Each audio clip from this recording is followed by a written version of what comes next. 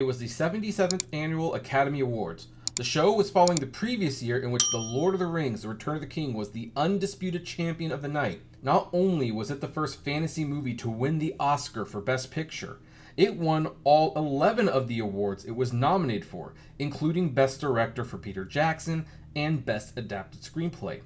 It was also the year that Pixar finally won Best Animated Feature for Finding Nemo, capping off their most successful year both critically and financially. By this point, both Pixar and DreamWorks Animation had won Oscars for this category, and so no one was overdue for anything this year, which would ultimately serve as a rematch between the two animation titans. There would be 11 movies eligible for Best Animated Feature this year, meaning that like the previous year, there would be 3 nominations.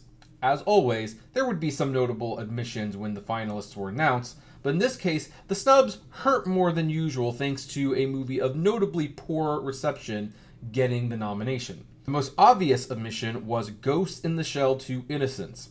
The sequel to one of the most influential anime movies of all time, Ghost in the Shell 2: Innocence was a highly intellectual dramatic science fiction film which required audiences to pay attention or risk getting lost in the complex narrative.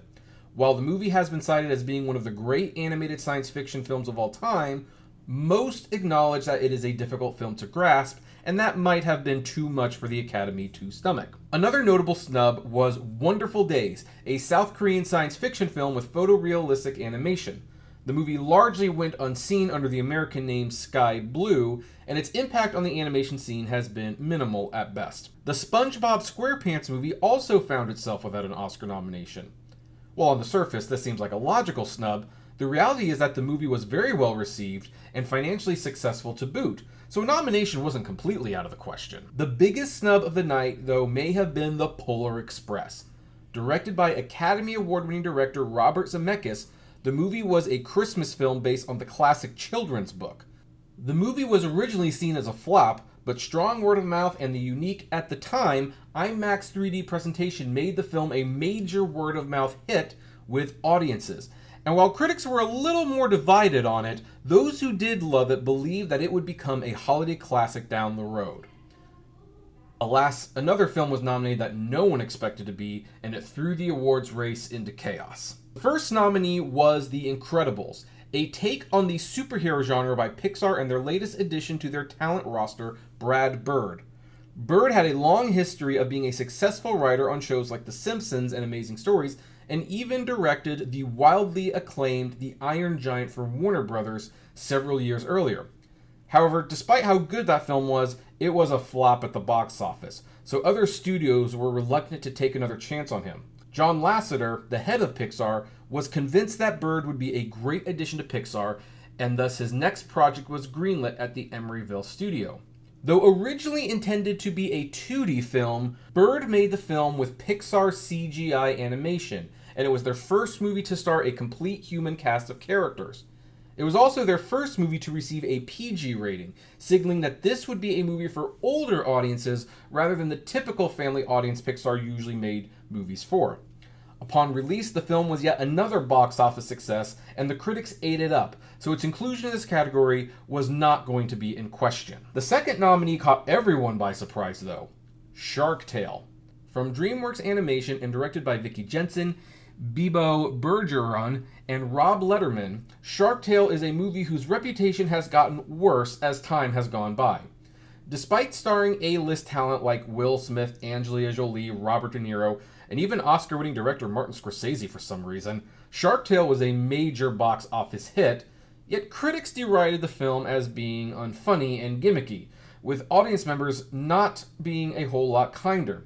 When this nomination was announced, Roger Ebert wrote that this movie being nominated over The Polar Express was, quote, just wrong. To this day, it is still considered one of the worst movies nominated for Best Animated Feature. Now, you might be wondering how much of a rematch could this be if DreamWorks' player in the race was Shark Tale. I mean, no one realistically thought Shark Tale had a snowball chance in hell of defeating The Incredibles. However, Shark Tale wasn't Pixar's main competition. That honor went to Shrek 2. Yes, the green ogre was back in the Oscar race. Not only that, but Shrek 2 was considered a massive improvement to the original film, which famously won the first Oscar for Best Animated Feature. Critics and audiences found Shrek 2 to be a funnier film than the previous installment, felt it had more heart. It overtook Finding Nemo to become the highest grossing animated film of all time, and it introduced the franchise to Puss in Boots, a character who would have a history with Oscar himself in the future. By all accounts, Shrek 2 had every advantage of winning Best Animated Feature this year. Well, all except one. It was a sequel. Shrek 2 would end up being the first sequel to be nominated for Best Animated Feature, and to a franchise that had already won an Oscar previously.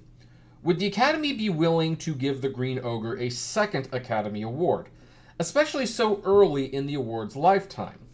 The race was on. When the 77th Oscars began, it started by presenting the award to Best Art Direction, a strange beginning to the ceremony. It followed up with Morgan Freeman winning Best Supporting Actor for $1 Million Baby, and then Robin Williams, a man who starred in many animated films himself, came on stage to present the award for Best Animated Feature, and throw some shade at Disney CEO Michael Eisner. And the Oscar goes to... Don't feel bad about the Pixar people, they have iPod stock, they're gonna be okay. The Oscar goes to The Incredibles. And like that, Pixar not only took home their second Academy Award, but they were able to finally say they defeated DreamWorks in this category. What was the thing that tipped the awards in Pixar's favor over the equally and more successful Shrek 2, though? Here are the 5 reasons, and ironically, some of them mirror the same reasons Shrek defeated Monsters, Inc. a few years prior. Number 1. The Incredibles was more loved by the Academy. With the exception of Shark Tale, all the animated films that were in competition for awards this year had multiple Oscar nominations. This was especially true for The Incredibles, which received a total of 4 Oscar nominations. This included one for Best Original Screenplay, meaning that the screenplay nomination edge that Shrek had the first time around was now in Pixar's corner. What's more, The Incredibles also won the Oscar for Best Sound Editing, making it the first animated film since The Lion King to win more than one Oscar. This also meant that of the 22 movies nominated for Oscars, this was one of only 4 movies to win more than one award, with the other films to take home multiple statues being Taylor Hackford's Ray, Martin Scorsese's The Aviator, and Clint Eastwood's $1 Million Baby, which would also win Best Picture that night. Number 2, Brad Bird was loved by his colleagues. Although the general Academy voters to this day aren't as familiar with the creatives behind animated films as they should be, the fact that Brad Bird had directed The Incredibles likely helped the movie come out on top. Previously, Bird was one of the showrunners for some of the best seasons of The Simpsons, creator of the animated series Family Dog, and his previous film, The Iron Giant, was very much admired, and in some cases revered, by other animators.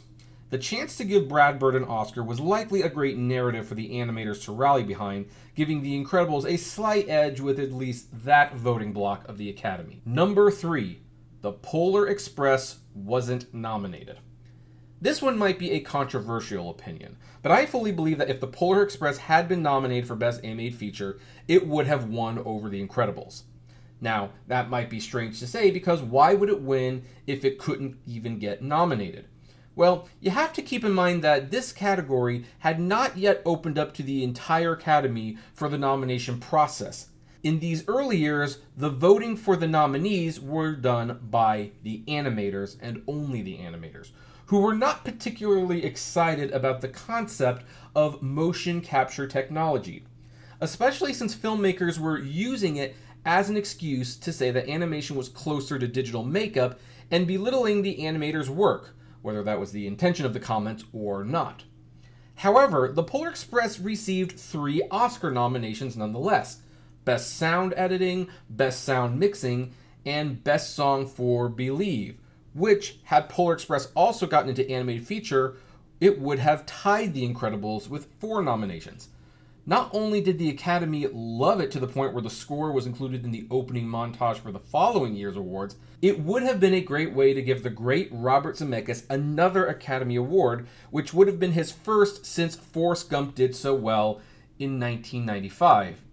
Of course, this is only my opinion, and we'll never really know, but I believe, get it, that had the Polar Express gotten into Best Animated Feature, I don't think The Incredibles would have had the advantage that it had. Number 4, Shrek 2 was a sequel. Despite how much Shrek 2 was loved, enough to also show up in the Best Song category for Accidentally in Love, there was no denying that it was a sequel at the end of the day. While the Academy would eventually have no problem giving out awards to sequels in this category, with the award being so young at the time and Shrek having previously won just a few years prior, it was likely too soon to be giving the Green Ogre more gold, though if they could see what was going to come, they might have changed their mind. And number 5, Shark Tale was embarrassingly bad.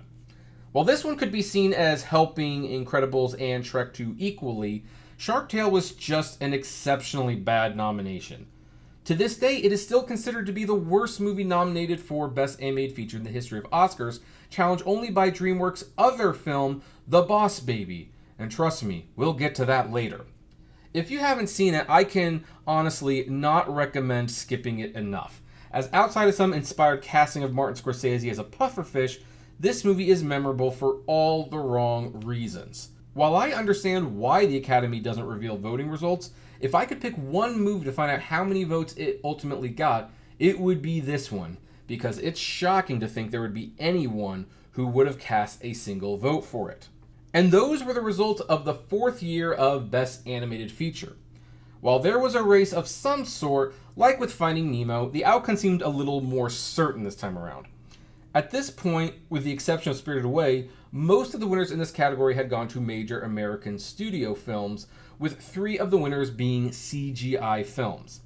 However, next year the category would play out a little differently, as CGI was out and the major players would all be mostly distributed by other studios. Join us in a month as we look at the race for the 5th year of Best Animated Feature, the year when an inventor and his dog would be the big winners of the night.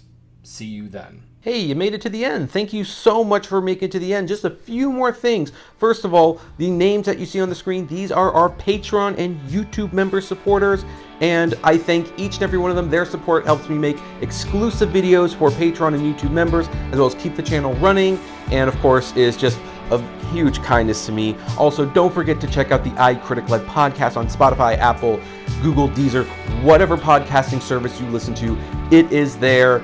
We definitely want to see you there. And hey, there's also other videos that you can check out. So, check out these other channels, these other videos, especially that one. I think that's a really good one.